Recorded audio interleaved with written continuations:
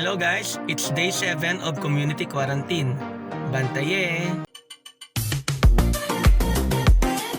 Bantaye! Okay, so since Monday hanggang ngayon Sunday, March 22, nag-declare yung iba't ibang mga lugar dito sa Negros Occidental ng community quarantine. Lalong-lalo na yung Bacolod City, so hindi kami makapunta ngayon sa capital kasi nga yung pinapapasok lang daw doon yung mga taga Bacolod lang or yung mga nagtatrabaho lang sa Bacolod City. So kung wala kang mga importanteng gagawin sa Bacolod, hindi ka makakapasok doon.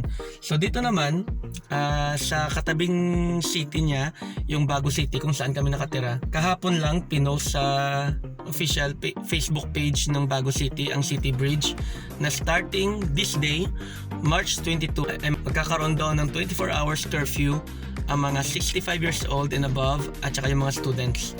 So hindi sila makakalabas ng buong araw.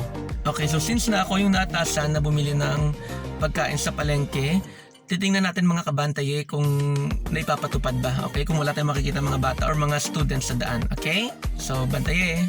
Okay, yung tindahan po pala namin bukas pa rin. Pwede pa kayong bumili. Hindi pa kami nagla-lockdown. Bantaye. Okay, so mga kabantaye, palabas na ako sa subdivision namin.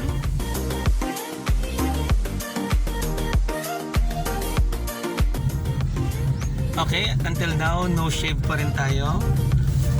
Kasi susubukan kong hindi mag-shave hanggang hindi matatapos yung community quarantine na ito. Okay, tingnan natin kung gaano pa yung ihahaba nung ating balbas or bigote. Okay, bantaye. Okay, since maaga pa naman, may nakita pa akong bata. Ayun, naglalakad. Maaga pa naman, di pa naman na-implement talaga ng fully. At saka may senior pa rin ata na nakatayo. Okay, so tingnan natin mamaya buong araw kung may susunod. Okay, bantaye. So kung yung nakikita talagang before madami ng sasakyan ang dumadaan sa highway na ito. Okay, so ngayon parang napaka-clear pa talaga. Okay, halos walang tao. And then it's Sunday. Usually madami dapat na mga mga tricycle at saka yung mga sasakyan kasi may mass. Okay, pero ngayon canceled pati yung mass, so napaka-clear ng daan. Bantaye. Okay, so malapit na tayo sa palengke. Pero pupunta muna tayo saglit sa simbahan ng Bago City. Ito nga pala ang aming Coliseum. Okay. It's 6:55 in the morning. Usually before talagang vibrant yung lugar na to. Madami ng tao dyan. Malapit sa simbahan. Ito yung aming Prince Hypermart. Okay. So ito yung simbahan. Ito yung public toilet na pala. And nandito yung simbahan namin. Okay. Yun. So kung nyo makikita mga kabantaye, halos wala na talagang katao-tao. It's 7 days after ng community quarantine or lockdown dito sa Negros Occidental. Yun. Walang mass, walang gaganaping mass, pero meron daw online mass na gaganapin yung simbahan. So ganun talaga. Okay, parang pwede ka na mag-shooting ng ghost town kind ng movie, or parang zombie apocalypse. Yan. Okay, so mga kabantay, sarado na din yung 7-Eleven. Hindi ko alam kung kailan siya nagsara, pero siguro nung medyo tumutumal na yung benta nila kasi nga konti na lang yung mga taong na lumalabas. Okay, so wala kaming 7-Eleven. Hindi ko alam yung Prince, mamaya baka mag-open siya ng mga 9 o'clock. So pupunta na tayo ng palengke. Mamamalengke na tayo. Bantaye.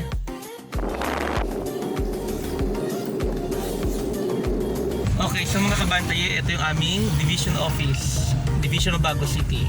Okay, yan.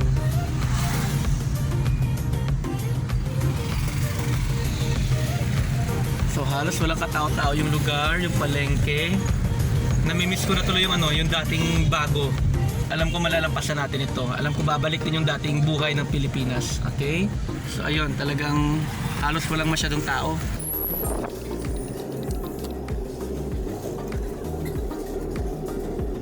May nilalabas pa ring bata. Ito yung mga frontliners natin.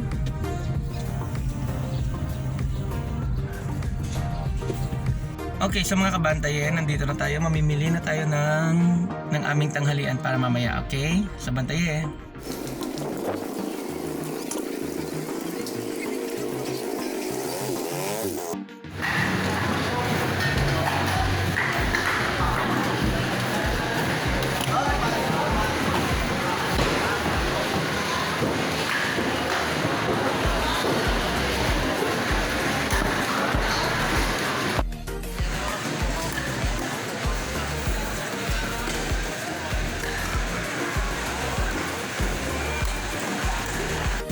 Okay, so pauwi na tayo mga kabantay. We're done na sa ating pamamalengke.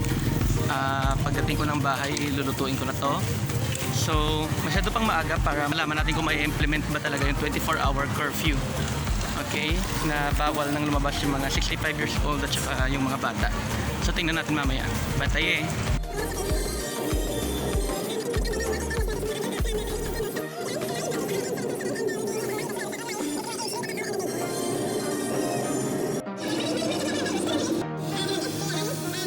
Okay, so mga kabantaye, mamaya after ng lunch, maglilibot ulit tayo sa Bago City, okay? Para tingnan ko ano yung kalagayan ng city ngayon, okay?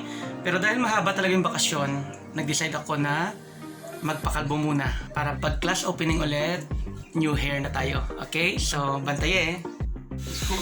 Dali lagi mo na. Ano? Oh? Grabe ba? Tanis dalong danay?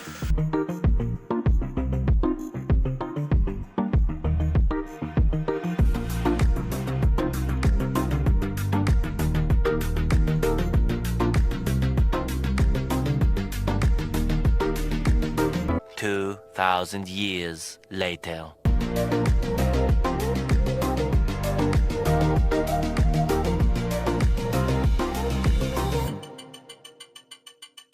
Okay, so mga kabantaye, gaya nga nasabi ko kanina, after lunch, babalikan natin ulit yung palengke sa Bago City para makita natin kung ano yung mga nangyayari ngayon sa 24 hours curfew. Okay, again, it's the 7th day of the community quarantine, or actually it's a nationwide quarantine na, no? Kasi buong Pilipinas na to eh.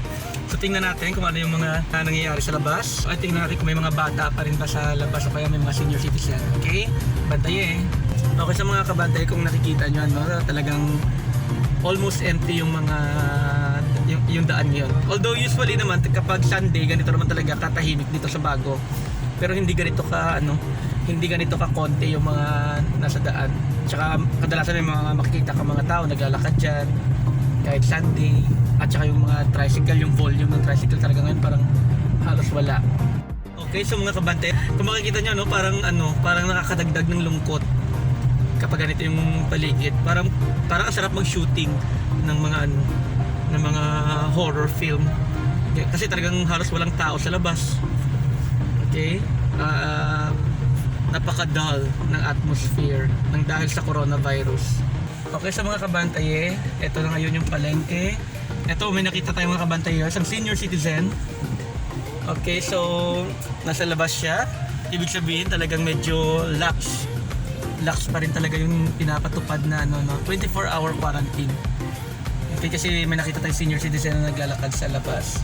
Pero when it comes sa mga bata, parang wala ata. Okay, so walang bata ata ngayon, pero talagang yung kalye hindi na ganoon kamatao. So may nakita ko sa Facebook kanina, nagpo-post siya, yung tricycle driver, nagmamakaawa siya, no, na tulungan yung mga tricycle driver dito sa Bago kasi nga halos wala na silang pasahero, wala silang kita, ilang araw na rin. Okay, so eto yung video. Siyempre sarado pag Sunday pero halos walang nagwi-withdraw. Open na ngayon ang 7-Eleven. Dati kasi 24 hours to, pero kung titingnan nyo yung 7-Eleven halos walang tao. Oo, walang tao, walang namimili. Okay, so ganito talaga kahina ngayon yung ekonomiya. Okay. Susubukan natin bumili sa Dan Eric's kung bukas sila. Ang sarap ng ice cream kasi ng Dan Eric's. Ayan, buti na lang bukas.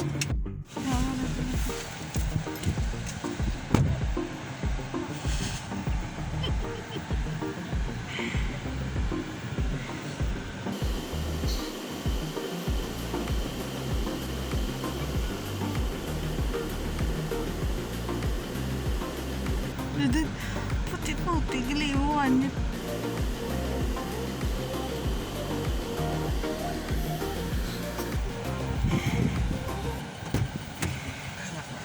Dati puti, gali ka anit mo.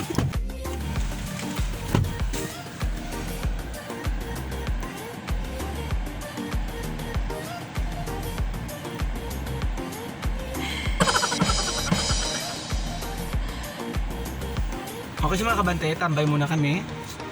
Kinabahan daw si Michael, okay, akala niya daw talaga may hold upper. Okay? So, tambay muna kami, kakain muna kami ng ice cream. And then mamaya maglilibot na tayo, okay? Batay eh. Okay, so ito yung Prince Hypermart. Hindi na po kami papasok, pero kung inyo makikita mga kabante eh, ayan, lahat sila halos naka-mask kasi starting tomorrow daw, hindi na papapasukin yung walang mask. Okay? At saka yung hintayan nila nasa labas, limited lang daw yung tao na makakapasok para magkaroon ng social distance. Okay? Yung iba, sa labas muna maghihintay. Okay, so mga kabantay, that's it, no? Sa maikling paglilibot natin dito sa Bago, talagang masasabi ko na walang kabuhay-buhay ngayon yung lugar. Okay? So parang lahat ng mga tao ngayon nasa down moment. Okay, nasa dull moment. Halos lahat parang parang tambay. Kagaya ko, nagmukha na akong tambay. Okay? So we're all in this together. Malalampasan din natin to. Nakakabangon din tayo. After nito, for sure mag-i-enjoy ulit tayo. Okay? So that's all. Hanggang sa susunod ulit na episode ng Bantaye! Bantaye!